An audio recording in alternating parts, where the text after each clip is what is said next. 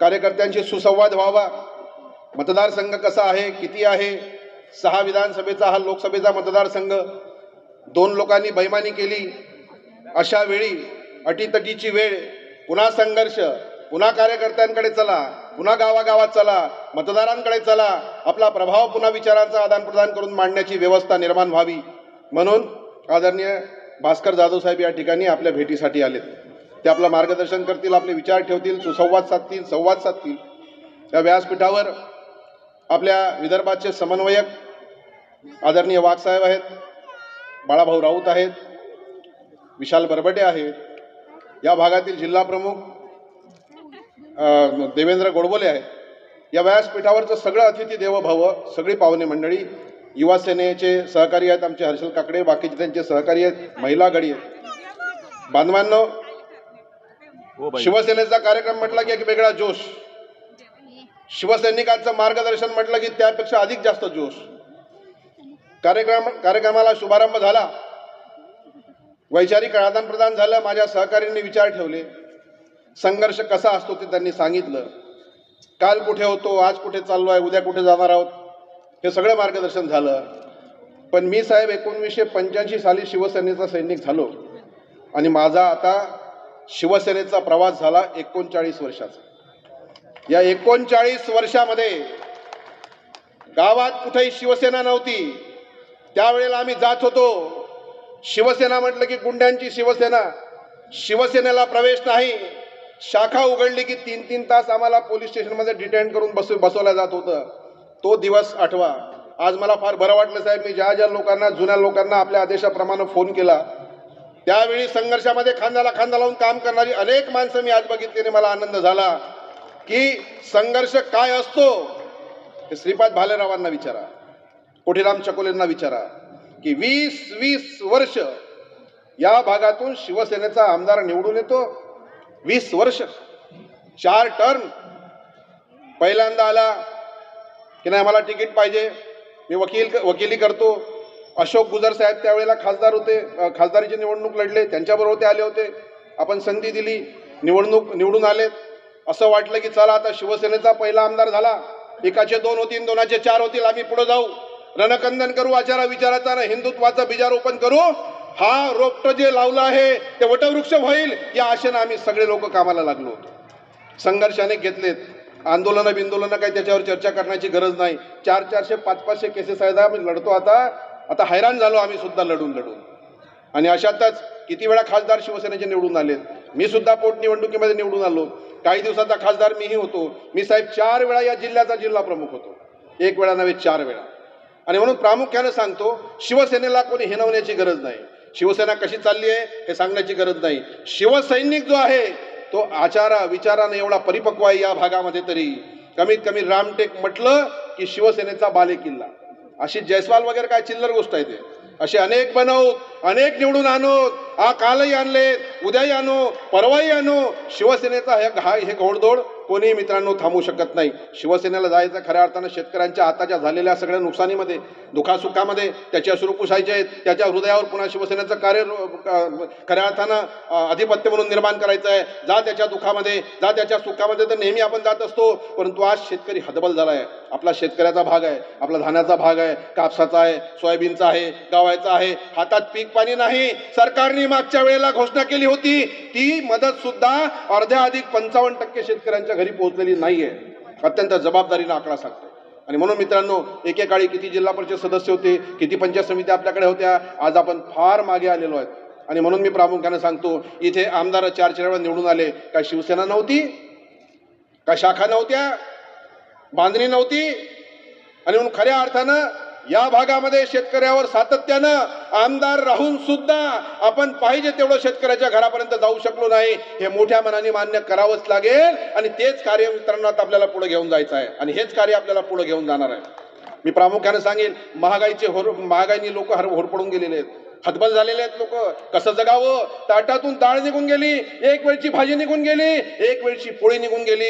एक वेळा खायचं ते दुसऱ्या वेळा खायचं नाही, अर्धे पोटी उपाशी राहायचं, मुलं बाळांना काहीतरी मिळालं पाहिजे त्याच्या ताटामधून हा विचार करायचा. असं करत करत मित्रांनो आपला एक अथांग सगळा व्यवस्था आपण डोळ्यापुढे ठेवल्यानंतर वाटतं अरे हा महाराष्ट्र छत्रपती शिवरायांचा महाराष्ट्र आहे. इथे लोक उपाशी मरतायत, इथे शेतकरी आत्महत्या करतायत. काल करत होते, परवा करत होते, आजही आत्महत्या थांबलेल्या नाही आहेत. हजारोच्या संख्येने आत्महत्या होत होत्या. त्यावेळेला मी ओरडत होतो अरे पहिली आत्महत्या झाली, गावागावातून शेतकरी बाहेर आला असता, लाल दिव्यातला मंत्री पेटवला असता, पळाला असता मंत्री, पळताना लोकांनी दर्शन घेतलं असतं, शेतकऱ्यांची दुसरी आत्महत्या झाली नसती. एवढा दबाव शेतकऱ्यांनी त्यावेळेला निर्माण करू शकण्याची आवश्यकता होती. ते झालं नाही. लोक आजही मरतायत आणि मरण यातना ज्या कुटुंबामध्ये सोसाव्या लागतायत त्याच्या पदराला जाऊन त्या मायच्या विचारावं लागेल की माय तुझ्या पदरात काय पडलं आहे. एवढ्या वर्षाचा महाराष्ट्र, संतांची भूमी, ही वीरांची भूमी, हे शौर्याची भूमी, इतिहासाची ही भूमी आता विचारते आहेत या भूमीमध्ये इथला शेतकरी आत्महत्या कसा करतोय, तो कसा आत्महत्या करू शकतो.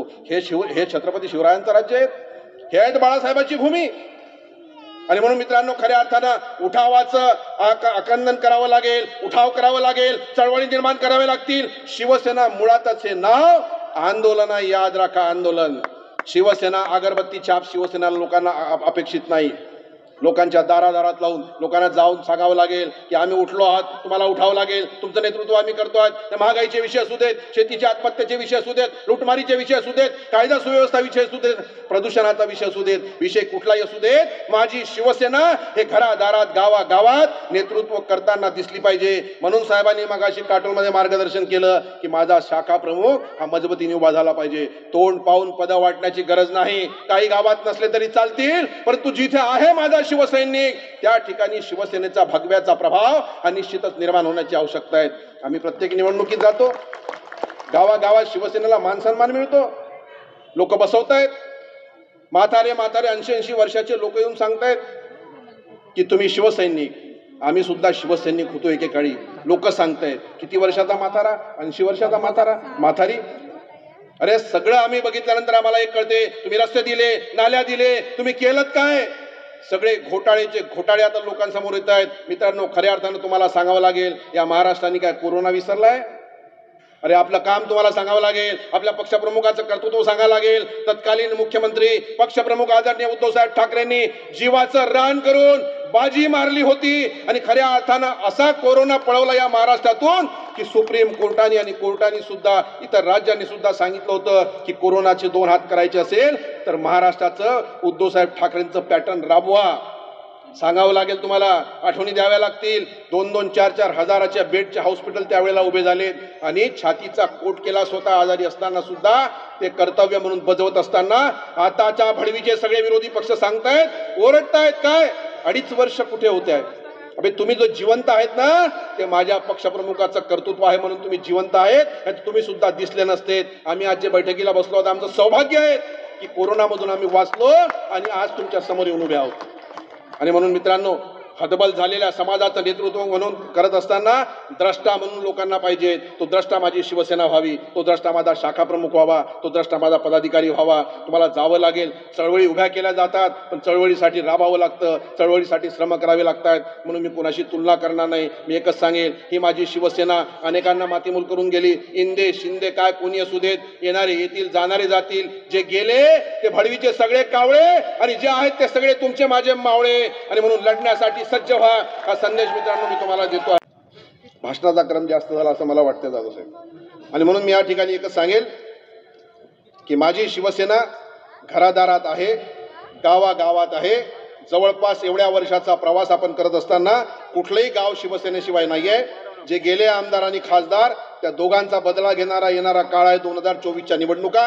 म्हणून सज्ज व्हा. वेळ गेला तर पुन्हा परत येत नाही, वेळ कुणाला माफ करत नाही. आणि म्हणून मित्रांनो खऱ्या अर्थानं आपल्याला दाखवावं लागेल आपलं रक्त काय आहे, आपल्याला दाखवावं लागेल भगव्याचा सैनिक कसा आहे, आपल्याला दाखवावं लागेल. बाळासाहेबांनी या महाराष्ट्राला जे दिलं सर्व जीवन अर्पण करून टाकलं, त्या महाराष्ट्राच्या शिवसेनेला आता न्याय देण्याचा विषय आलेला आहे. आणि म्हणून मित्रांनो जे गेले त्या भाडव्यांना मिळेल तिथे कुटवल्याशिवाय पळता भुई थोडी होईल असं चित्र निर्माण केल्याशिवाय या संपूर्ण महाराष्ट्राला आणि महाराष्ट्रामधून रामटेकला लागलेला कलंक पुसण्याचं पावित्र्य येणाऱ्या 2024चा काळ म्हणून जागे व्हा हा संदेश देतो. उठा संघर्षासाठी, उठा पुन्हा मेहनतीसाठी, श्रम करावे लागतील. कोण एक निवडून येईल, कोण दुसरा हरेल याचा आम्हाला काही घेणं देणं नाही. माझी शिवसेना लढेल आणि माझी शिवसेना जिंकेल सुद्धा. ती खासदारकी असू दे की आमदारकी असू दे, तो चमत्कार आम्ही करू एवढा आत्मविश्वास देतो. इथे थांबतो. जय हिंद, जय महाराष्ट्र.